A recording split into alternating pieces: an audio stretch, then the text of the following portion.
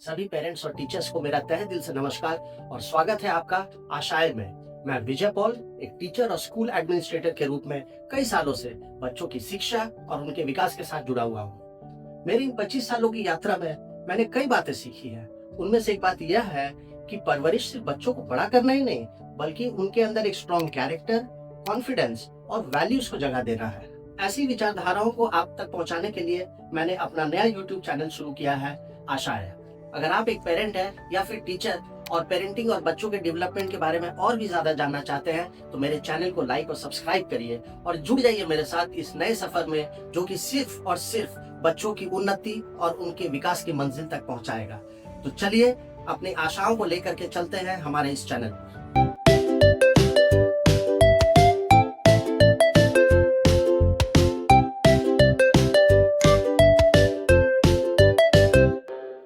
दोस्तों, बहुत पेरेंट्स मेरे पास अपने बच्चे के प्रॉब्लम को लेकर आते हैं। कोई बोलता है कि ये बिल्कुल भी मेरी बात को नहीं सुनता है, ये थोड़ी देर भी स्थिर नहीं बैठ सकता है, इसके पढ़ाई में मन नहीं लगता है। और कुछ पेरेंट्स तो काउंसलर्स और चाइल्ड साइकोलॉजिस्ट की भी मदद लेते हैं। और जब वो उनके पास जाते हैं तो काउंसलर्स और चाइल्ड साइकोलॉजिस्ट उनसे पहला सवाल यही पूछते हैं कि आपके बच्चे का डेली रूटीन क्या है। देखिए, आमतौर पर तो हम लोग डेली रूटीन के बारे में बात तो करते हैं, पर उसके डेप्थ में नहीं जाते हैं। एक अच्छे डेली रूटीन को कंसिस्टेंसी के साथ फॉलो करने से उसका क्या बेनिफिट मिलता है, इस पर हम फोकस नहीं करते। तो आज हम बच्चों के डेली रूटीन के बारे में दो अहम चीजें जानेंगे। पहला, एक अच्छे डेली रूटीन को फॉलो करने से क्या बेनिफिट मिलती है, और दूसरा, एक अच्छा डेली रूटीन कैसा होना चाहिए। स्कूल जाने वाले बच्चों के लिए एक अच्छा डेली रूटीन जो उनके एज अप्रोप्रिएट हो और जो बच्चा फॉलो कर सके, ऐसा डेली रूटीन उनके लिए बहुत बेनिफिशियल होता है। आइए समझते हैं एक अच्छे रूटीन की 6 मेन बेनिफिट्स। पहला, बेटर टाइम मैनेजमेंट। एक अच्छे टाइम टेबल से बच्चों को ये पता चलता है कि उन्हें क्या और कब करना है, ताकि वे बिना किसी हड़बड़ी के समय के साथ अपनी पढ़ाई और होमवर्क को पूरा कर सके, खेल सके और प्रॉपर रेस्ट भी ले सके। दूसरा, इम्प्रूव लर्निंग। एक अच्छे डेली रूटीन से बच्चों की पढ़ने की क्षमता बढ़ जाती है। नियमित पढ़ाई का समय लर्निंग हैबिट को डेवलप करता है, जिससे बच्चे अपनी पढ़ाई या फिर किसी भी कार्य पर बेटर फोकस कर पाते हैं और चीजों को याद रखना आसान हो जाता है। Third, good health. हर कार्य को करने के लिए एक समय निश्चित करें, फिक्स टाइम, जैसे उनके खेलने का समय, उनके खाने का समय, पढ़ने का समय और सोने का समय। इससे बच्चे टाइम की वैल्यू को सीखते हैं, उनका फिजिकल और मेंटल हेल्थ एनर्जेटिक रहता है, क्योंकि उन्हें प्रॉपर स्लीप टाइम मिलता है अपने टाइम टेबल के अनुसार, और बच्चे हेल्दी और स्ट्रेस फ्री रहते हैं। चौथा, डिसिप्लिन एंड रिस्पॉन्सिबिलिटी। एक दिनचर्या का पालन करने से बच्चे अपने कार्य के प्रति व्यवस्थित यानी ऑर्गेनाइज्ड और रिस्पॉन्सिबल बनना सीखते हैं। Next, confidence and security. जब बच्चों को ये पता रहता है कि उन्हें क्या और कब करना है, तो वो हर कार्य को करने के लिए मेंटली प्रिपेयर्ड रहते हैं। इससे उनका कॉन्फिडेंस बूस्ट अप होता है, जो कि एक सेंस ऑफ सिक्योरिटी भी उनके अंदर देता है। Last, balance lifestyle. एक टाइम टेबल हमारे पूरे दिन के समय को छोटे छोटे पार्ट्स में डिवाइड कर देता है, और ऐसा करने से बच्चे हर कार्य पर टाइम दे पाते हैं, उन पर फोकस कर पाते हैं, जिससे उनका आउटपुट बढ़ जाता है। अब हम आज के हमारे इस वीडियो के दूसरे पॉइंट पर आते हैं, that is an ideal daily routine. देखिए, school timing state to state differ करता है। तो एग्जाम्पल के तौर पे ये मान लेते हैं कि मेरा बच्चा स्कूल जाने के लिए घर से सुबह 7 बजे निकलता है और दोपहर को 2 बजे लौटता है।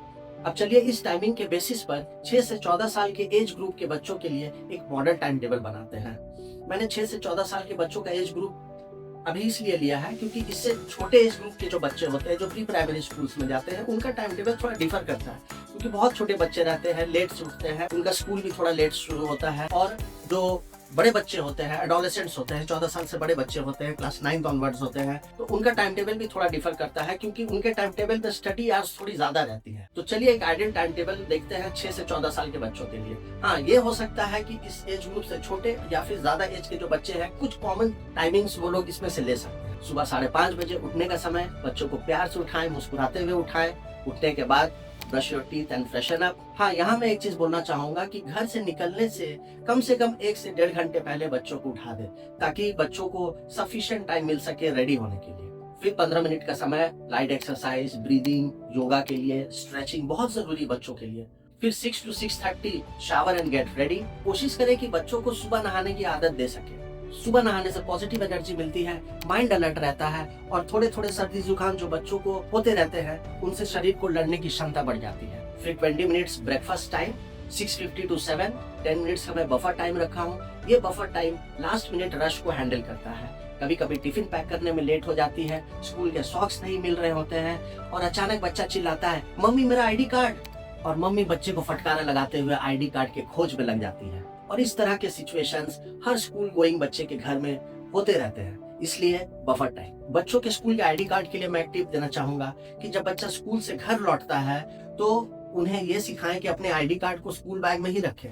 The school bag is the best place to keep the ID card, क्योंकि नेक्स्ट डे बच्चा अगर आईडी कार्ड भूल भी गया, उसे स्कूल में याद अगर आता है कि वो आईडी कार्ड लेकर नहीं आया है, तो आईडी कार्ड घर में नहीं बल्कि स्कूल में ही उसके साथ उसके स्कूल बैग में मिल जाएगा। 7 o'clock लीव फॉर स्कूल। अब हम ये मान लेते हैं कि 7:30 बजे से लेकर के 1:30 बजे तक मेरे बच्चे का स्कूल चलता है। 1:30 बजे स्कूल खत्म होने के बाद 2 बजे बच्चा घर लौटता है। जब बच्चे घर लौटे तो उनको प्यार से वेलकम करें, उनसे बातें करें, दिन भर बच्चों का दिन कैसा रहा स्कूल के बारे में पूछें। फिर हाथ पैर धोने के बाद उनका लंच का समय है। लंच के बाद 1 घंटा का समय उनके रेस्ट के लिए। देखिए, ये 1 घंटे का दोपहर का जो रेस्ट का टाइम है, ये बच्चों के लिए बहुत जरूरी है, क्योंकि दिन भर के थकान के बाद उन्हें रेस्ट मिलनी चाहिए ताकि फिर से उनका एनर्जी लेवल जो है वापस आ सके शाम की खेलने के लिए, शाम के पढ़ाई के लिए। तो 1 घंटे उन्हें रेस्ट करने दें। Please avoid mobile phones at this time, no distractions. अगर सो भी नहीं रहे हैं तो उन्हें लेटने की हैबिट दें। लेटे लेटे मान लीजिए अगर वो तुरंत उन्हें नींद नहीं आ रही है तो कोई स्टोरी बुक पढ़ सकते हैं, पर The body should be at rest position. 3:30 to 4:30 PM 1 घंटे का हॉबी समय, क्रिएटिविटी टाइम, ये बहुत इंपॉर्टेंट समय है। आज के डेट में बच्चे हॉबीज को भूलते जा रहे हैं, रीडिंग कल्चर बिल्कुल खत्म हो गया है। ये टाइम है आपके बच्चे की क्रिएटिविटी को निखारने का, उनके स्किल्स और टैलेंट्स को डेवलप करने का। ये वही टाइम है जहाँ पे फोकस करके कई एवरेज और बिलो एवरेज स्टूडेंट्स इन्वेंटर्स और सक्सेसफुल एंटरप्रेन्योर्स बन गए। 4:30 to 5:30 1 घंटे का आउटडोर गेम्स एक्टिविटी बहुत जरूरी है। उन्हें खेलने के लिए भेजे, cricket, football, cycling, group games खेलने दीजिए। जो भी गेम खेलना मानते हैं, भागे दौड़े, पसीने से तरबतर हो जाए। और इससे जानते क्या होगा, उनका पूरा स्ट्रेस रिलीज होगा।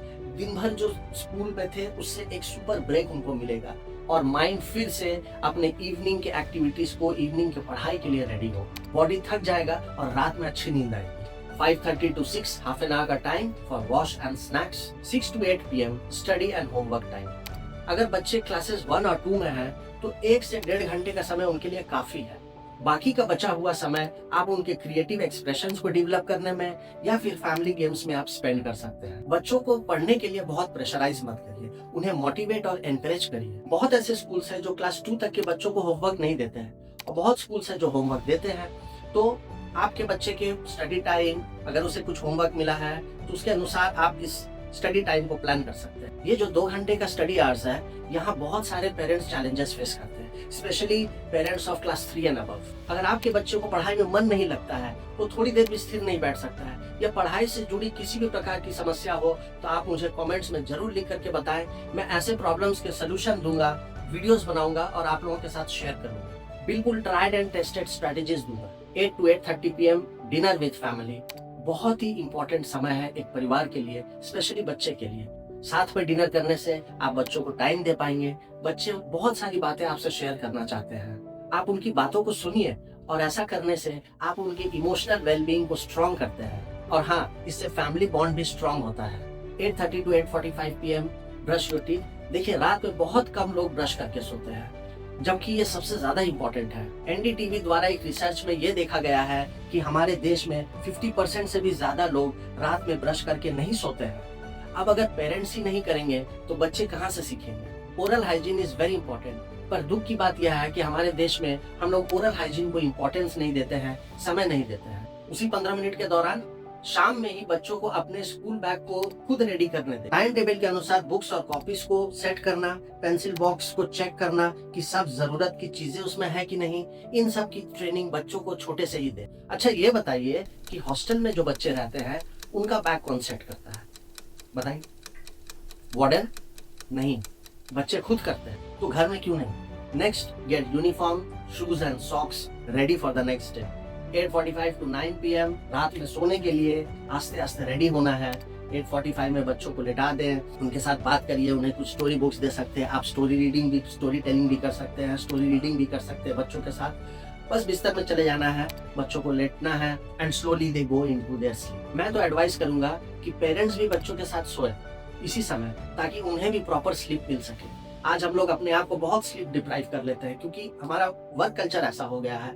स्कूल का काम, ऑफिस का काम भी हम लोग घर में लेकर आते हैं, पर फिर भी हम लोग को ये कोशिश करनी है that we must give at least 8 to 10 hours of sleep to our kids. पर अगर पेरेंट्स थोड़े लेट से सोने जाते हैं तो ये टाइम पेरेंट्स के लिए एक सैक्रिफाइस का टाइम होता है। टीवी बंद कर देना है, घर के शोरगुल को बिल्कुल कम कर देना है, बच्चों के रूम के ब्राइट लाइट्स ऑफ कर दीजिए, नाइट लैंप ऑन कर दीजिए। अगर बहुत छोटे बच्चे हैं तो वो बहुत समय घबराते हैं, डरते हैं अकेले रूम में, तो मम्मी पापा किसी को बच्चों के तो साथ रहना है, उन्हें सुलाना है। तो ये सारी चीजें करनी होंगी। शुरुआत में हैंड होल्डिंग करना ही होगा, जब तक कि बच्चे अपने आप को अपने टाइम टेबल के अनुसार ना ढाल दें। बहुत ऐसे पेरेंट्स हैं जो अपने बच्चों को हॉस्टल में डाल देते हैं। व्हाई? क्योंकि हॉस्टल एक डिसिप्लिन सिखाता है, टाइम की वैल्यू सिखाता है, रूटीन को फॉलो करना सिखाता है। आप कोई भी स्कूल या इंस्टीट्यूशन मुझे बता दीजिए जहाँ टाइम टेबल ना फॉलो होता हो, और आप खुद सोचिए कि कितने घरों में बच्चे अपने टाइम टेबल को प्रॉपरली फॉलो करते हैं।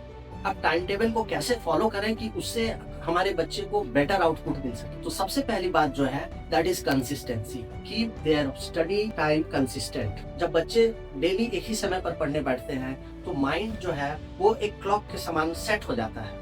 माइंड मेंटली रेडी हो जाता है चीजों को रिसीव करने के लिए, because it forms a habit with in them. Please ensure physical activities every day.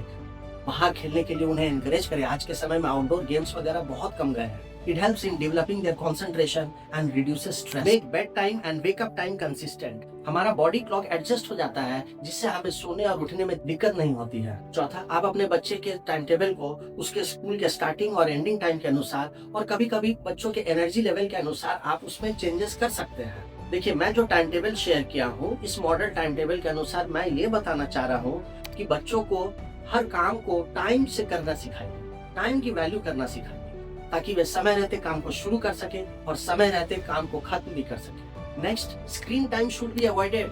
Mobile addiction बढ़ते जा रहा है। ये आप और आपके बच्चे के बीच में बैरियर खड़ा करते चले जा रहा है। सिर्फ बच्चे ही नहीं, बड़े भी मोबाइल के लत के कारण अपना कीमती समय बर्बाद कर देते हैं।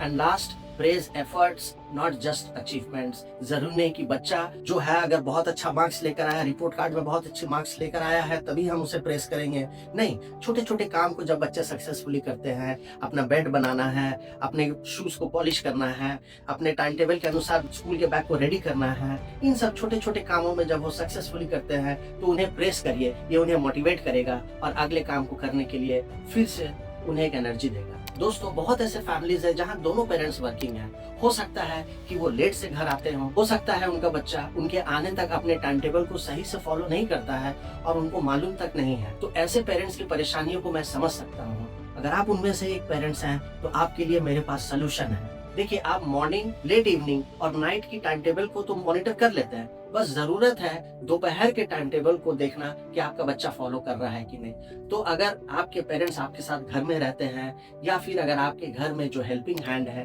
आप उन्हें अपने बच्चों का दोपहर का टाइम टेबल समझा दीजिए और उन्हें बोलिए कि दोपहर में वो सिर्फ ये देखे कि बच्चा जो है अपने टाइम टेबल को सही से फॉलो करे। इस वीडियो को घर के हर मेंबर को दिखाइए, ताकि घर का हर मेंबर आपके साथ बच्चों के हित में सोचे। हो सकता है कि आपको लग रहा हो कि इस डेली रूटीन में बिल्कुल टाइम वाइज हर चीज को फॉलो करना बच्चों के लिए शायद रेजिमेंटेशन हो जाएगा। कैसे वो फॉलो करेंगे? वो एक केज में जैसे बंध जाएंगे। पर मैं बोलता हूँ कि बिल्कुल भी नहीं। Regimentation is in army, discipline should be at home. Regimentation में कुछ सुना नहीं जाता है, you have to do. Discipline में हम उनकी सुनते हैं, समझते हैं और जो बच्चों के लिए सही हो उसी का चुनाव करते हैं। जब फैमिलीज कोई इवनिंग पार्टी में जाती है या वेकेशंस पर जाती है और टाइम टेबल फॉलो नहीं हो पाता है, इट्स ओके, नो प्रॉब्लम। बहुत सारे बच्चों को फीवर हो जाता है, उनके मूड स्विंग्स होते हैं और टाइम टेबल नहीं फॉलो हो पाता है, it's okay, take it easy, go with the child. ऐसे समय में बच्चों की सुने। ऐसे समय में जब आप बच्चों की सुनेंगे तो कल जब आप बच्चों से उनका टाइम टेबल फॉलो करवाएंगे तो वो आपकी बातों को भी सुनेंगे। Human relation is all about give and take. तो आज का ये मेरा डेब्यू वीडियो जो मैं वीकडेज टाइम टेबल पे बनाया हूँ, हो सकता है कि आपके लिए थोड़ा लंबा हो गया हो, क्योंकि मैं जो भी शेयर करना चाहता हूँ आपके साथ में डेप्थ में शेयर करना चाहता हूँ। डेप्थ में शेयर करूंगा, नहीं तो नहीं करूंगा। संपूर्ण ज्ञान देना है, आधा अधूरा नहीं, because half knowledge is dangerous. जाने से पहले 2 सवाल मैं आपसे पूछना चाहूंगा। इन सवालों को कई बार स्कूल के पीटीएम्स में मैंने पेरेंट्स से पूछा है। पहला सवाल, what was your first school? आपका पहला स्कूल कौन सा था? और दूसरा सवाल, who was your first teacher? आपके पहले शिक्षक कौन थे? इन दोनों सवालों का जवाब आप मुझे कमेंट्स में लिखकर बताइए। अगर मैं अपने वीडियो के द्वारा आपके लाइफ में थोड़ा सा भी वैल्यू ऐड किया हूँ तो चैनल को लाइक और शेयर करिए और सब्सक्राइब करिए, ताकि मेरा अगला वीडियो जो कि वीकेंड रूटीन के ऊपर है, पोस्ट होते ही आप तक पहुंच जाए। Thank you.